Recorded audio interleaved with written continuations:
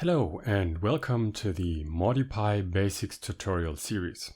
My name is Ralf, and in this tutorial series I will show you how to use MoDyPy to model, simulate and analyze dynamic systems. In this tutorial we will model a very simple integrator and plot the results.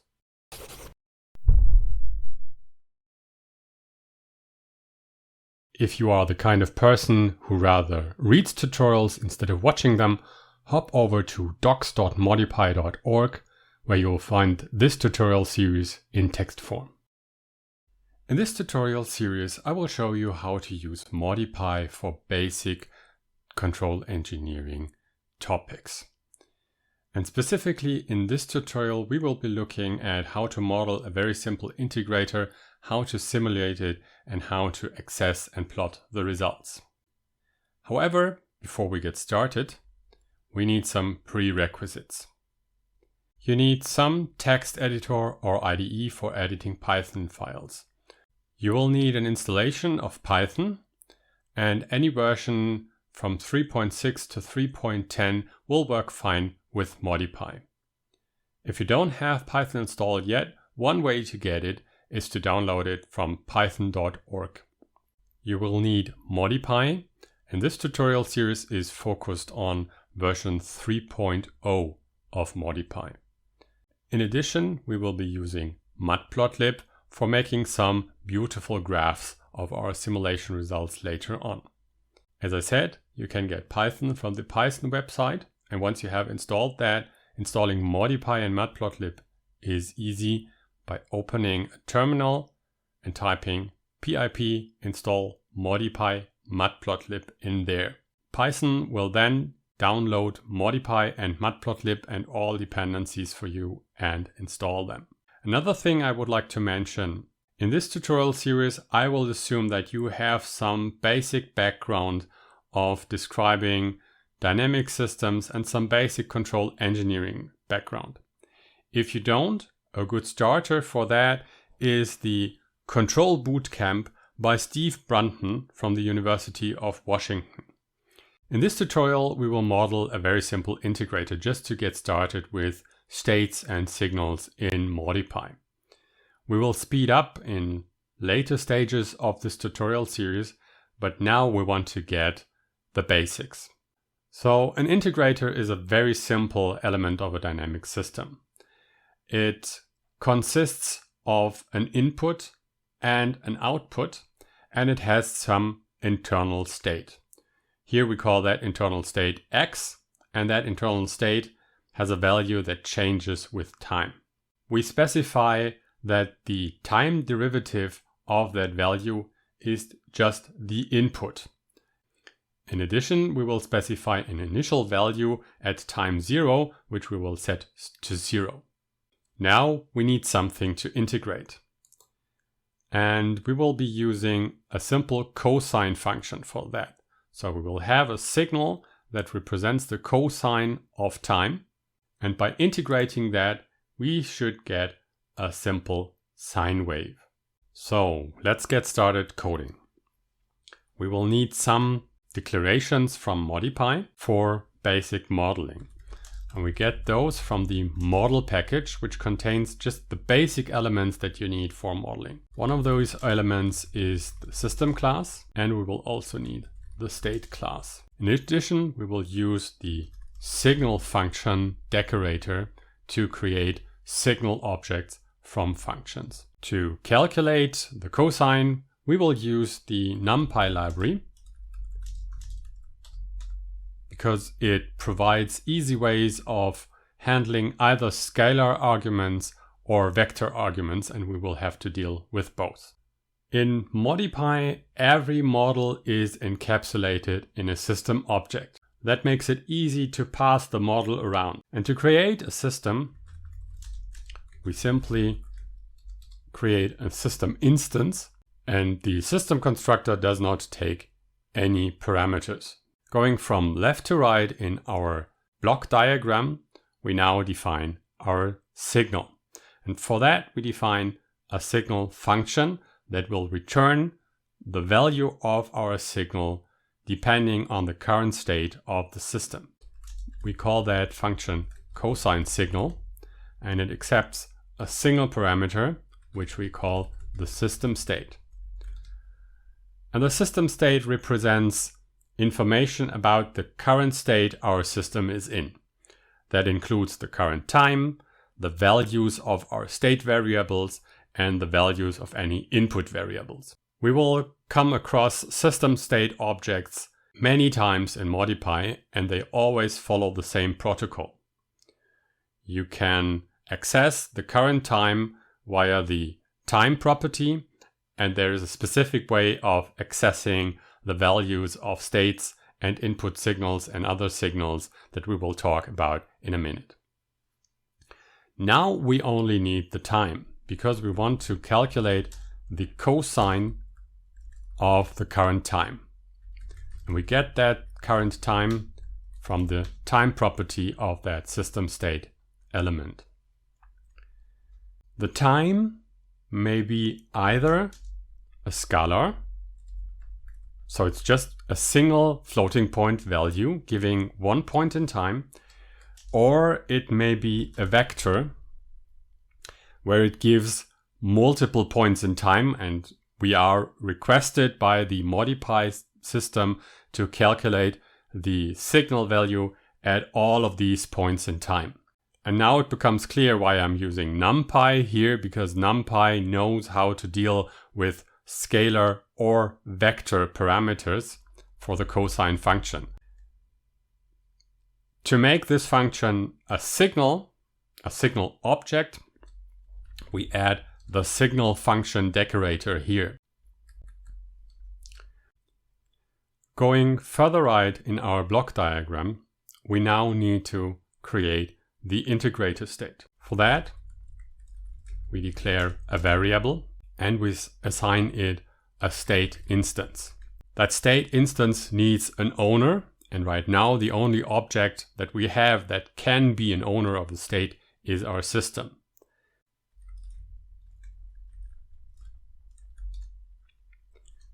Our state also needs a derivative function that defines how the value of the state progresses with time. And we specify our cosine signal here. We can do that because the derivative function follows the same protocol as our signal function. So it also accepts a system state object and returns the value of the derivative function according to the same protocol. We can also specify an additional value for our state. We will set that to 0. 0 is actually the default value for the initial value for all states, but we want to be explicit because mathematically we also have to be explicit. And we want to make it a habit to define the initial condition. That's actually all for our whole system. We have our signal and we have our integrator state. What we want to do now is simulate the system. For that, we need a simulator object. We get that from the MoDyPy simulation package, and it's called simulator. The simulator will give us the samples from the simulation one by one, and that is not what we want. We want to plot the whole graph. So we need to collect these samples in a vector. And to do so, we can use a utility class from the simulation package called simulation result. This class will collect all the data that the simulator creates for us and make it into a form that we can use to plot it in one go. Now we create the simulator object. And the simulator requires us to specify the system that we need to simulate. The simulator object also requires a start time for our simulation. We specify a start time of 0, which also happens to be the default. Now we create our simulation result object. The simulation result constructor also needs our system object for reference in order to know how many states there are, how many inputs there are, and how to allocate the space for storing the data.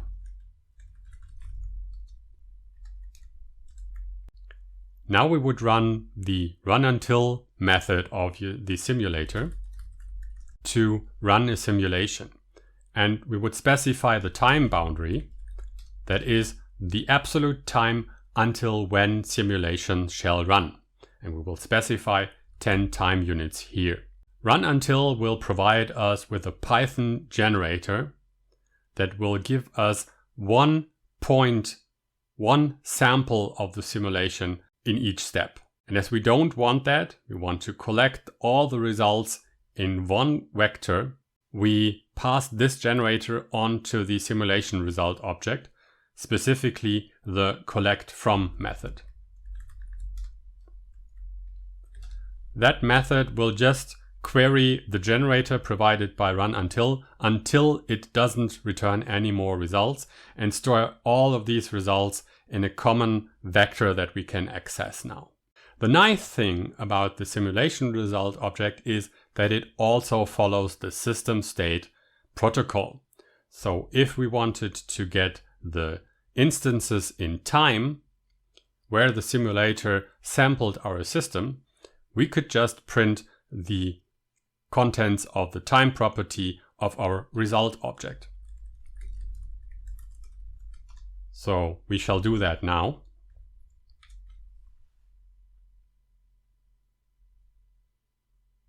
And you see we get a vector of time values, and those correspond to the times when the simulator sampled our system. We can also access the value of our cosine signal because the function that we declared for our cosine signal actually accepts a system state object. So to get the values of our cosine signal over time, we would just call the cosine signal function and pass it our result object. And to get the value of the integrator state at those times, we do exactly the same.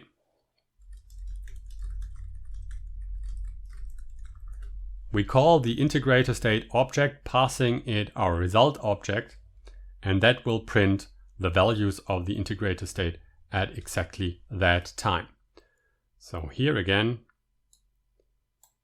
we have the points in time, we have the values of the cosine signal, and we have the values of the integrator state at exactly those points in time. That means we now already know how to get the data that we need for plotting the results. So I will import matplotlib for plotting.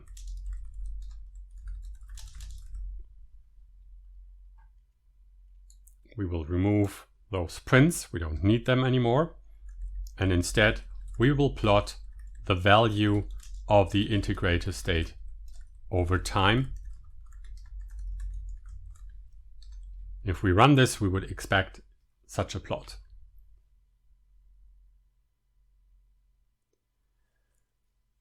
That is a little bit unexpected because it's very coarse.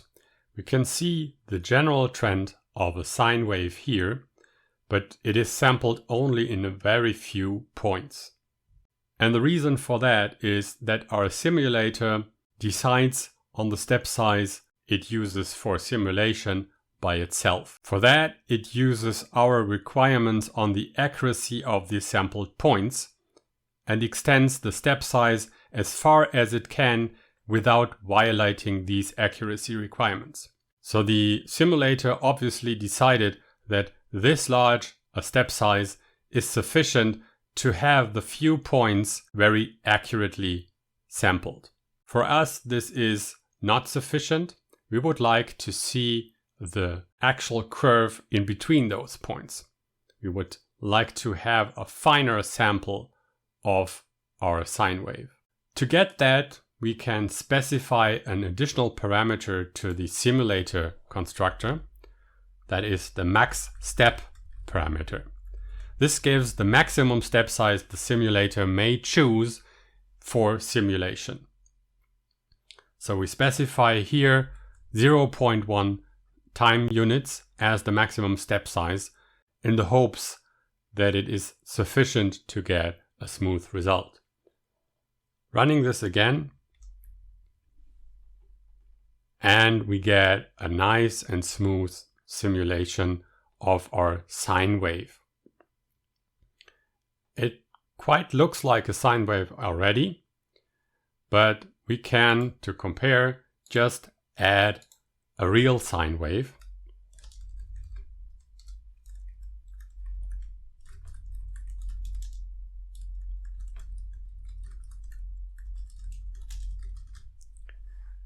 So what I did here is pass the time vector to the sine function. So I get a vector of the sine values and I plot this over our integrator state in green. And here we don't see any red parts leaking out.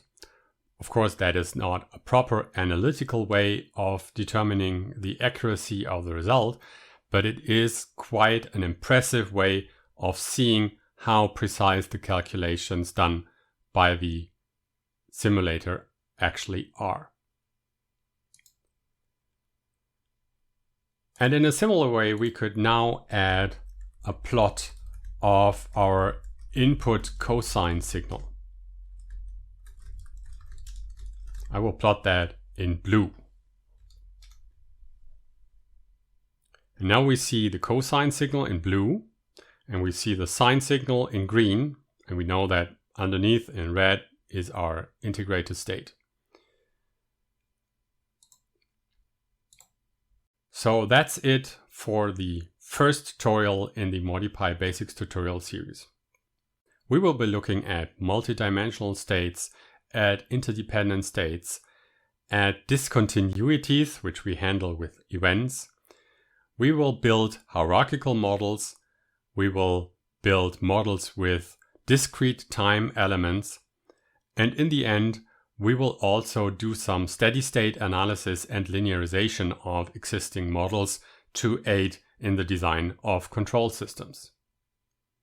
So stay tuned. I hope to see you back soon. Bye bye.